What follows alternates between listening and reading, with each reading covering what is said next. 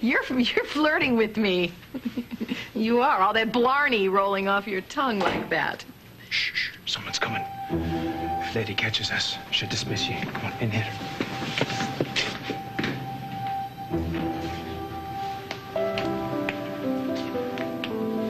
No one's here.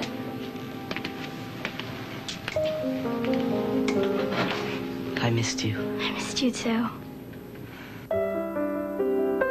That be Tabitha. The butler and maid's little lass. And he's... Rupert. Aye. I know. Yeah.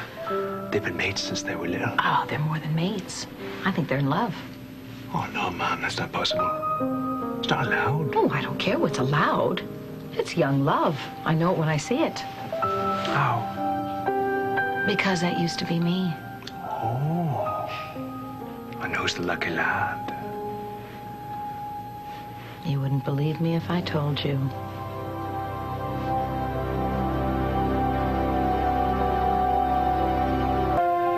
We shouldn't be here. It's forbidden. I don't care. I love you. But you can't love me, Rupert. Your father is Lord of the Manor, and mine is just a servant. Don't you love me? I'm just the housekeeper's daughter. I'm not good enough for you. Oh, I said that before. To someone I knew once. You are good enough, Tabitha. You're a fine lady and as respectable as anyone. I don't care what other people say or what they think is correct. You have to trust your heart. It's you, Tabitha. Always. Always.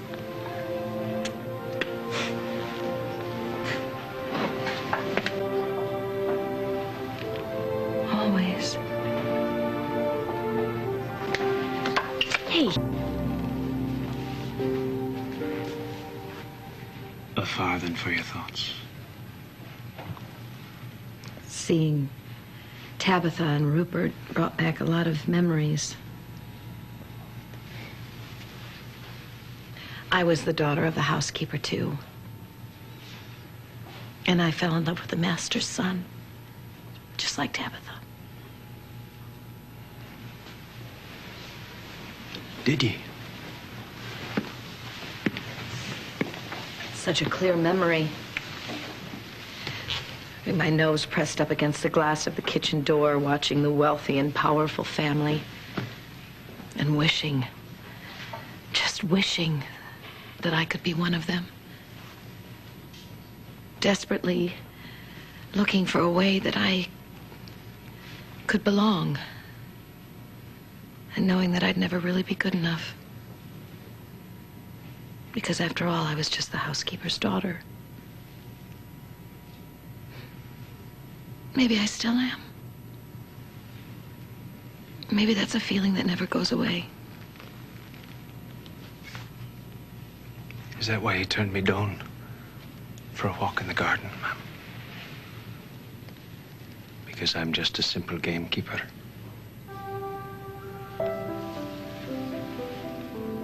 There's nothing simple about you, John.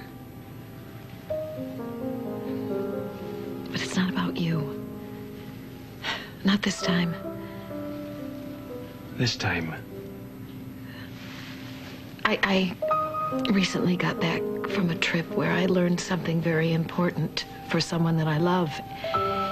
And now I'm beginning to think that maybe I was brought here to learn something about me. Something just as important. Something about who I really am.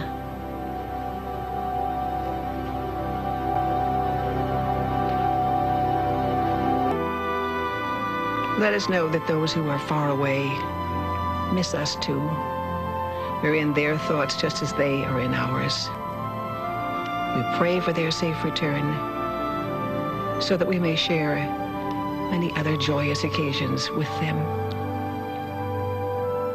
And on New Year's Eve, Thomas Edison of the United States, better known as the Wizard of Menlo Park, gave his first demonstration of the electric light bulb, illuminating his laboratory and all the streets in the surrounding area to the delight of thousands. What do you think about that? What do I think? Well, yes. You have a mind, don't you, Esme? Well, I'm just a girl. Yes, but you're a very bright little girl with a mind that could be full of so much more than just flower arranging and needlepoint. That's quite enough. Esme, dear, go wait for me upstairs. What kind of nonsense are you trying to fill my daughter's head with? The kind of practical information she'll need to get her through her life. Let me impart some practical information to you to save you from being dismissed. Esme is connected to the Royal House of Windsor. It's your job to assist in her upbringing, not fill her head with matters that must be left to gentlemen. If you're not up to the task, we'll find someone who is. Corset a little tight, milady? Mind your tongue, Miss Shane. I don't think it's my influence on Esme that bothers you. I have no idea what you're talking about. Really? Seems to me you're going to great lengths to keep me and the gameskeeper apart. I don't have to defend myself to you. Perhaps you should defend yourself to your husband. Whatever crude thoughts you may be insinuating, I'm afraid they're lost on me. Really? Something is very clear. Your unconventional beliefs make you unfit to guide my children through their education. Therefore, you're dismissed. Then I shouldn't worry about telling you precisely what I think of you. Dismissed? Who? I have chosen to fire the governess. What could she have done in one day? Nothing yet, sir.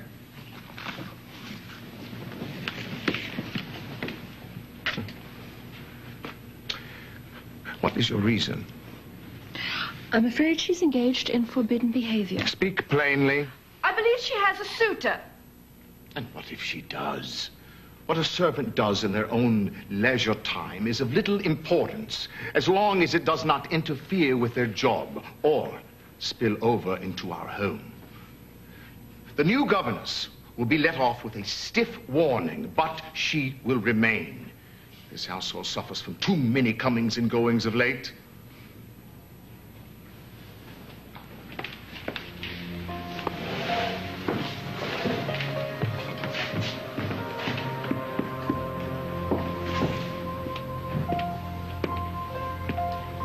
Thank you, sir. But why would you choose to defend a poor governess that you barely know? Because, my dear, I have plans for you. What exactly do you have in mind? No need to quiver in your stockings. I have no intention of imposing myself on you. I am smitten with my wife, besotted, beguiled, bedeviled by her. How heartbreaking. Yes. Marrying for love is impractical at best, at worst, reckless. Constance, never have a woman and her name been more at odds. And yet, I cannot breathe without her. The thought of another man touching her skin makes me nearly enraged. You have no reason to think. No, certainly not. That is not due to her virtue. Only a lack of response. I'm sorry to hear that. I do not want your pity. I want your help. What do you have in mind? Lady Thornwood mentioned that you have a suitor. And judging from her lack of enthusiasm, I assume it's our own John McGregor. And if it is? Could there be a more suitable match? Governess, gameskeeper. Keeping the peasants in their place? This is my plan. I want you to hunt the gameskeeper and aim for his heart. Should he give chase, ambush him with your affections and trap him in the holy bonds of matrimony. If you accomplish all this, you will find me a most generous benefactor. Well, I don't think the problem will be so much in catching him as it will be keeping him.